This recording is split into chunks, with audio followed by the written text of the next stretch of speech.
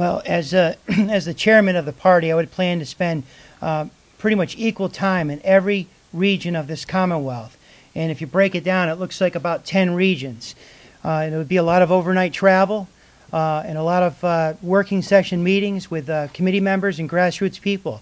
Not at high expense, very economically, traveling across the state, maybe staying with friends, with other committee members, grassroots members, and so forth, and trying to economize the amount of dollars that are spent in travel. Travel expenses should be taken care of by the Republican Party, but we should be very economical in our way. And so in Western Mass, in all other regions of this Commonwealth, about 10 of them as I see it, I would spend equal time, and that means being on the road most of the week, visiting you folks out here in the North Shore or this area of Boston and the South Coast. Has anybody ever been to the South Coast? That's like, you know, worse than going to Western Massachusetts. It's pretty tough to get to. But I plan on being in every region of this Commonwealth and staying for 2 or 3 days in each region and working with those leaders who are rising to the top and those who have interest to see what we can do, see the kind of skills and talents we can identify, opportunities we can take advantage of, and recreate the Republican Party. We have to build it from the ground up, brick by brick. And some of that work is not fun. I've done a lot of it myself. A lot of it is legal, technical stuff, and it's paperwork. And sometimes if you don't take the piece of paper from your house to the Secretary of State's office, the job's not going to get done. So in some cases, I imagine I would have to be filling out paperwork and delivering it if I have to in order to get committees established. And it would be fair and equal balanced time to Western Mass and every region across the state.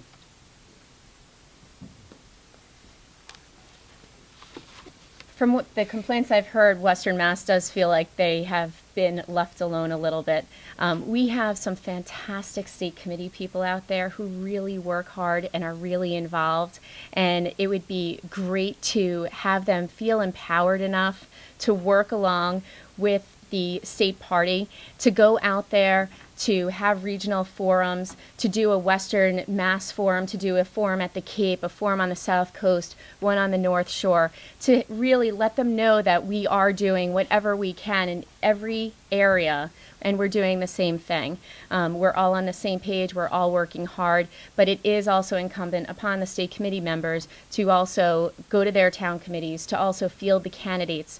One of the other things I'd like to see happen is going into 2010, have a couple of regional offices. Find some like-minded Republicans who are willing to donate space and have a regional office out in Western Mass. Have one down on the South Coast. So that way people can go someplace, they can all join forces, and it's a home for everyone. So they don't have to drive into Boston, or they don't have to drive to wherever the local, the nearest headquarters is.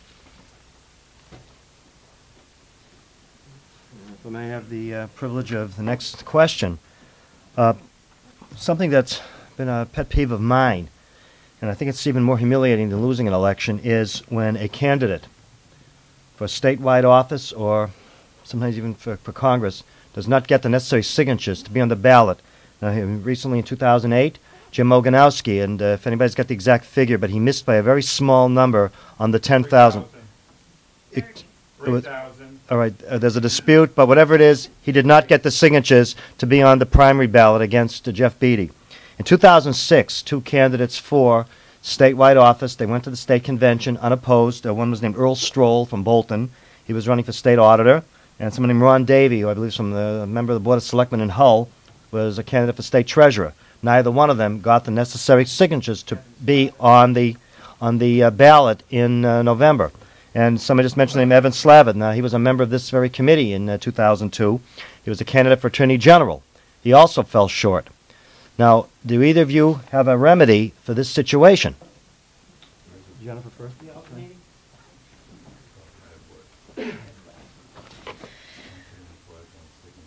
One of the things that we don't have on the state committee, whether this is news or not, is a candidates committee. We need to have a candidates committee on the state committee. I'm getting to my answer. We need to have a candidates committee because that is where candidates would be vetted. That is where they will be able to say whether they have the manpower behind them to go out and get signatures.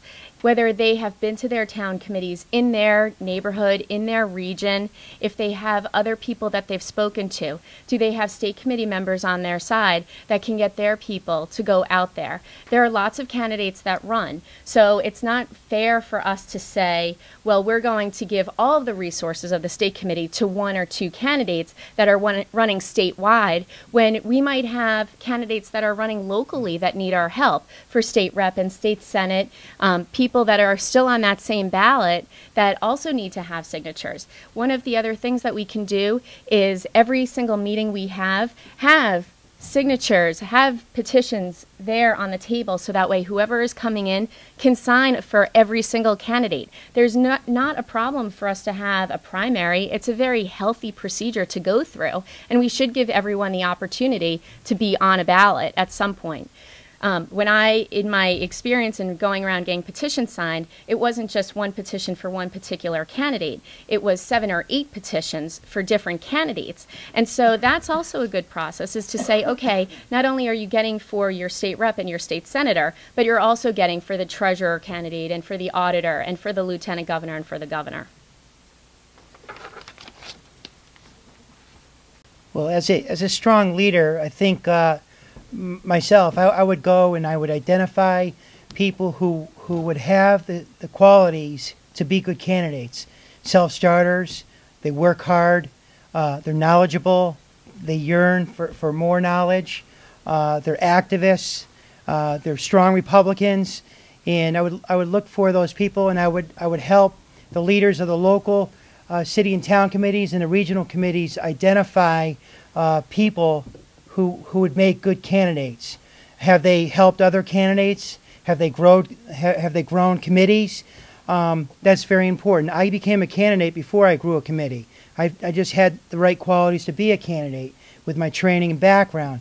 But we ought to look at if they're involved, if they have a history of involvement, if they have collected signatures for candidates, if they have canvassed neighborhoods, made phone calls, because a candidate has to do every job that is required in a campaign, whether they like it or not, because they have to lead by example with their people, right? Because if a candidate can't pick up the phone and make phone calls, then you know, probably not going to fill the bill there, because a lot of phone calls have to be made.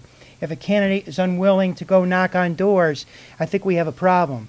So, you know, identify areas, the qualities and traits and attributes candidates need to be good candidates. They should be working at a nominal or minimal level to every one of those attributes, and they should be self-starters. They should have a good team of people around them locally, and have maybe some good educational background, or experience in lieu of. In a state rep candidate, you should have 3 to 6 people with you in the beginning who are going to be helping you, and I would. A candidates committee might be an okay idea, but I've been the victim of committees where a committee may not have identified me as a viable candidate.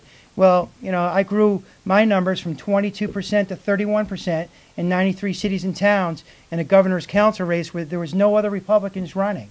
You know, I love a good partisan race. We should look for candidates like that as well. Let's go around the room. At this table, Arthur? You, Drew? I got a question. It's Drew Zamani from Wood One.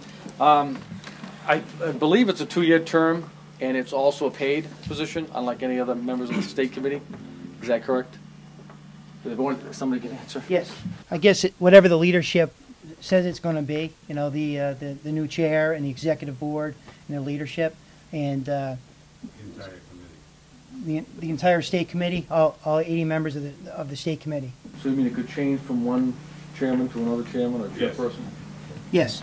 Okay. You want to answer that more specifically, Bernie?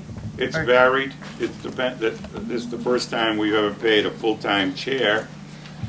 Most of the time the money goes to the executive director, who's generally a full-time position. But the amounts have varied over different years. If I can just follow that up a little bit more. The first time a chairman was paid was Brian Cresta when he was chairman, and again Peter Torkelson, and those are the only two situations in which a chairman has been paid. Otherwise, it's been a non-paid Expenses, position. yeah, expenses. But I think a better phrase is, do you intend to seek a salary?